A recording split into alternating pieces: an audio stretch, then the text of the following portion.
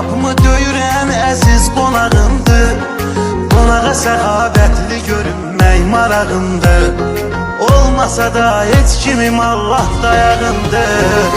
Adam kasıb olandan olar, ne olar? Adam kasıb olandan olar. Adam kasıb olandan olar, ne olar? Adam kasıb olandan olar. Bu dünyada dert çəkdim, mən elə yandım. Söz verdim, and istim, sözmə dayandım.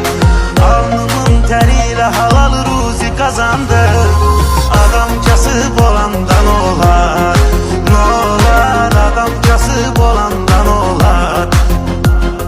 Adam kasıb olandan olar, ne olar? Adam kasıb olandan olar.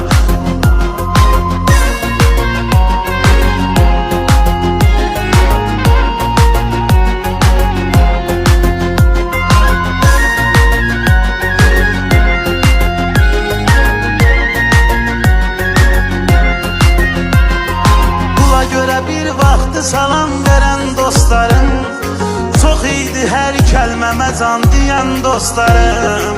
İndi yoxdur yanıma gəlib gedən dostlarım. Adam kasıb olandan olar, ne olar? Adam kasıb olandan olar.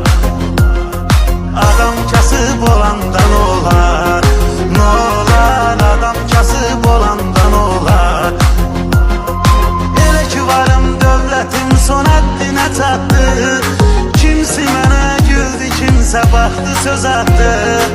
İstədiyim yar məni var dövlətə satdı. Adam kasıb olan